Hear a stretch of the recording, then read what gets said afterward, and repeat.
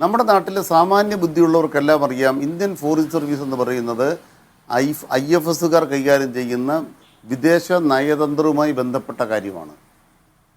അതേസമയം സഹകരണം എന്ന് പറയുന്ന ആര് കൈകാര്യം ചെയ്യുന്ന കാര്യമാണ്? എന്താണ് സഹകരണത്തിൻ്റെ പ്രശ്നം?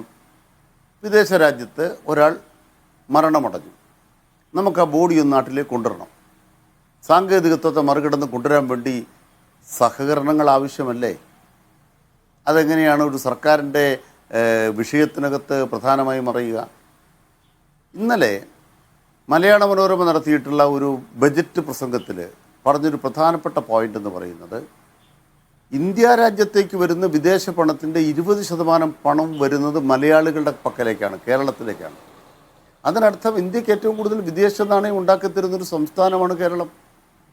സ്വാഭാവികമായും വിദേശ രാജ്യങ്ങളിൽ പണിയെടുക്കുന്ന മനുഷ്യൻ്റെ, മലയാളിയുടെ ജീവിതാവശ്യങ്ങൾക്ക് സംസ്ഥാന സർക്കാരിന് ഇടപെടൽ വേണ്ടി വരും.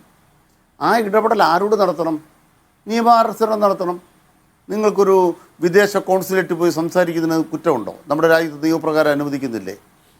ഒരു വിദേശ പകുതിയോട് സംസാരിക്കാൻ നിങ്ങൾക്ക് നിയമം അനുവദിക്കുന്നില്ലേ?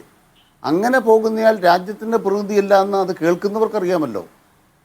മനുഷ്യൻ്റെ ജീവിതാവശ്യങ്ങളുമായി ബന്ധപ്പെട്ട് സംസാരിക്കുക.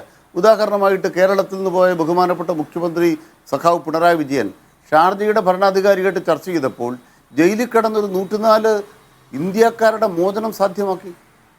ആ വിഷയം ഉയർത്തിക്കൊണ്ടുവരാൻ അത് നയതന്ത്രമായിട്ട് എന്താ ബന്ധം? ഒരു ഇന്ത്യ രാജ്യത്തിൻ്റെ ഒരു താല്പര്യങ്ങളും ഹനിക്കുന്നില്ല.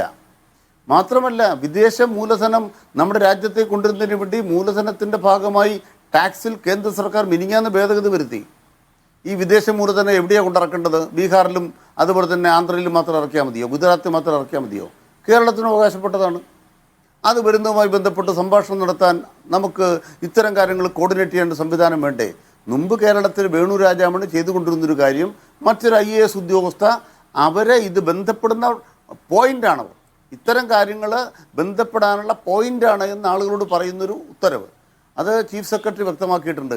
സാമാന്യ ബുദ്ധിയുള്ള ആളുകൾക്ക് ഒരു തെറ്റിദ്ധാരണയില്ലാത്ത നിലപാടാണ് കേരളം സ്വീകരിച്ചതെന്ന് ചീഫ് സെക്രട്ടറി ശ്രീ വേണു വ്യക്തമാക്കിയിട്ടുണ്ട്. കേന്ദ്രത്തിൽ ഇരിക്കുന്നവർ ആരെങ്കിലും പ്രീണിപ്പിക്കാനോ ആരെങ്കിലും പറഞ്ഞത് കേട്ടോ എന്തെങ്കിലും ഒരു വാറോല ഇറക്കുന്നുണ്ടെങ്കിൽ അതൊന്നും നമ്മുടെ നാട്ടിലെ ആളുകൾ പരിഗണിക്കാൻ പോകുന്നില്ല.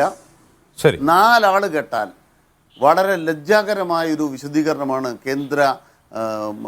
കേന്ദ്രത്തിലെ വിദേശകാര്യ വകുപ്പിന് വേണ്ടി ഒരു വിശദീകരണം. അനാവശ്യമായി കാളപ്പെറ്റൂന്ന് കേട്ടപ്പോൾ കയറെടുക്കരുത്, കാളപ്പെറ്റൂന്ന് കേട്ടപ്പോൾ കയറെടുക്കാൻ പുറപ്പെടരുതായിരുന്നു. അപമാനകരമായി പോയി. ശരി, ശ്രീ രാജീവ്.